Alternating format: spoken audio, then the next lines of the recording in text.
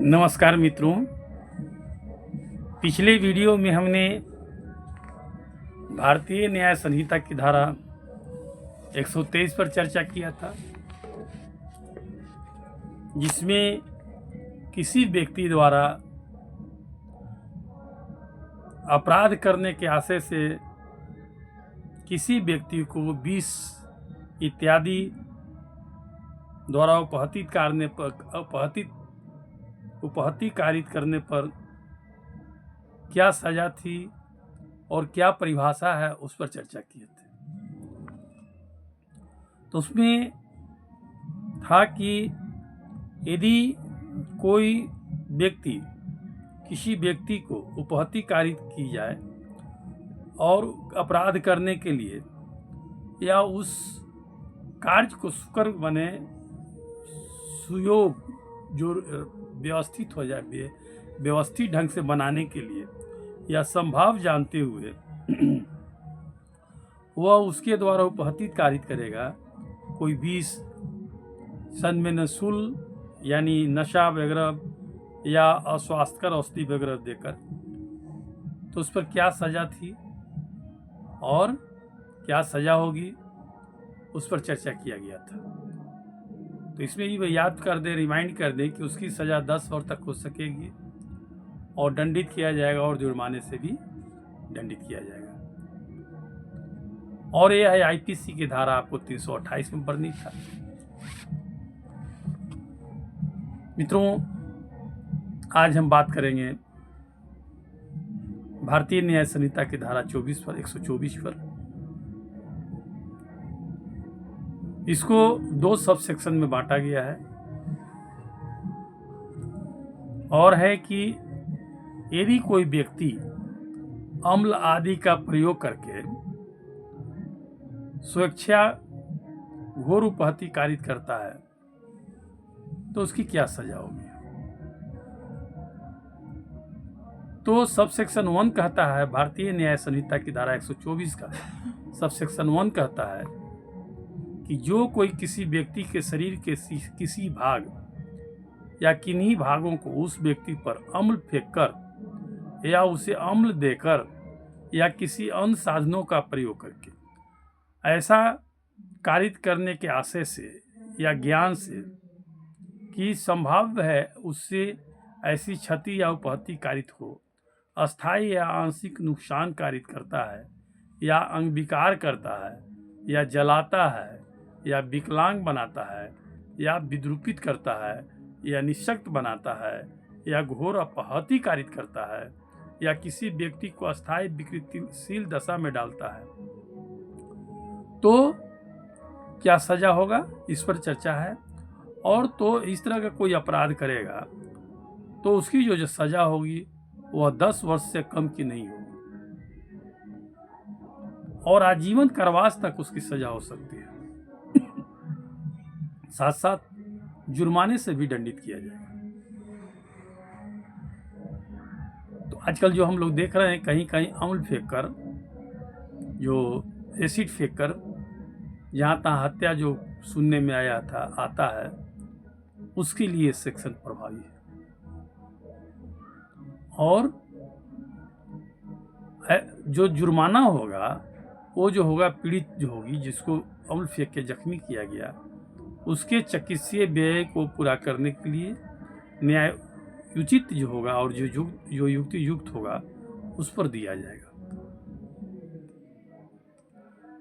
परंतु यह और भी कि इस उपधारा के अधीन अधिरोपित किसी भी जुर्माने का संदाय पीड़ित को किया जाएगा। माने जो भी जुर्माना होगा वो खर्च के अलावा जो होगा वो जो और भी ज़्यादा जुर्माना होगा तो उस पीड़ित को, जो विक्टिम है, उसको किया जाएगा। मित्रों, यह आपको आईपीसी की धारा 326A में वर्णित था और यह जो अपराध है कॉग्निजेबल है, नॉन बेलेबल है और इसका जो गवाही होगा, ट्रायल सब होगा कोर्ट ऑफ सेशन में, यानी कोर्ट ऑफ सेशन के द्वारा ट्रायल है। ये हो गई आपको भारतीय न्याय संहिता की धारा 124 का सब सेक्शन 1 पर। उसके बाद सब सेक्शन 2 तो सेक्शन 2 कहता है कि जो कोई किसी व्यक्ति को अस्थायी या आंशिक नुकसान कारित करने या उसका अंग विकार करने या जलाने, विकलांग बनाने, विद्रूपित करने या निशक्त करने या घोर उपहति कारणी करने के आशय से उस व्यक्ति पर अम्ल फेंकता है या फेंकने का प्रयत्न करता है या किसी व्यक्ति को अम्ल देता है या अम्ल देने का प्रयत्न करता है, तो वह दोनों में से किसी भी भांति कारावास से, जिसकी अवधि 5 वर्ष से कम की नहीं होगी किंतु जो 7 वर्ष तक की हो सकेगी, दंडित किया जाएगा और जुर्माने का भी दायी होगा।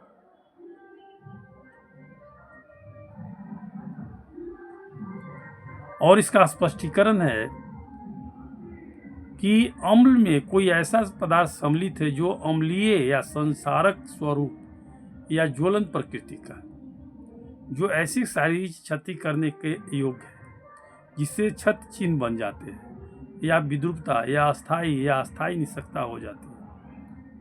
तो अम्ल किसे कहेंगे, उसकी परिभाषा हो गई। उसके बाद दूसरा स्पष्टीकरण है कि इस धारा के प्रयोजन के लिए अस्थायी या आंशिक नुकसान या अंग विकार या अस्थायी विकृतिशील दशा का अपरिवर्तनीय होना आवश्यक नहीं होगा। फेंका तो ये नहीं है कि उसका नुकसान आंशिक हो, अंग विकार हो या विकृति हो, तब ही लागू होगा। फेंकने के बाद अपराध किया, वहीं से यह सेक्शन लागू हो जाता है। और आपको इसमें बताएं कि यह जो था आपको सेक्शन 326B में था, आईपीसी की धारा 326B में था, जिसे अब हम लोग भारतीय न्याय संहिता की धारा 124 के सब सेक्शन 2 में पढ़ रहे हैं। और इसका जो ऑफेंस का क्लासिफिकेशन है, यानी जो अपराध है उसका क्या टाइप है, वो है कॉग्निजेबल है, नॉन वेलेबल है और कोर्ट ऑफ सेशन के द्वारा ये भी ट्रायबल है।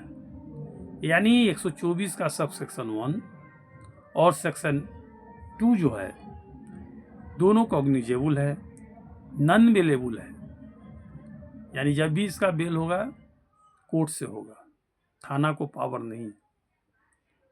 और दोनों सेक्शन जो है कोर्ट ऑफ सेशन के द्वारा ट्रायबल है। मित्रों, आज हमने बात किया भारतीय न्याय संहिता की धारा 124 पर, जिसको 2 सब सेक्शन में बांटा गया है। उसकी जो गंभीरता है उसके आधार पर फिर हम बात करेंगे अगले वीडियो में भारतीय न्याय संहिता की धारा 125 पर, जिसमें है कार्य जिससे दूसरों का जीवन या व्यक्तिगत सुरक्षा संकट उत्पन्न हो, तो उसकी क्या सजा होगी, क्या परिभाषा है, कल चर्चा करेंगे। तो आज इतना ही चर्चा करते हुए इस वीडियो को आज हम स्थगित करते हैं। फिर कल मिलते हैं, तब तक इसे देखें, समझें, कुछ लाभ उठाएं। और यदि अभी तक आपने इस चैनल को सब्सक्राइब नहीं किया है, कृपया सब्सक्राइब कर लें, मित्रों में शेयर करें, उन्हें सब्सक्राइब करने के लिए कहें, ताकि चलते फिरते कहीं भी आप इस वीडियो को देख के इसका लाभ ले सकते हैं। थैंक यू मित्रों, नमस्कार, फिर मिलते हैं, नमस्कार।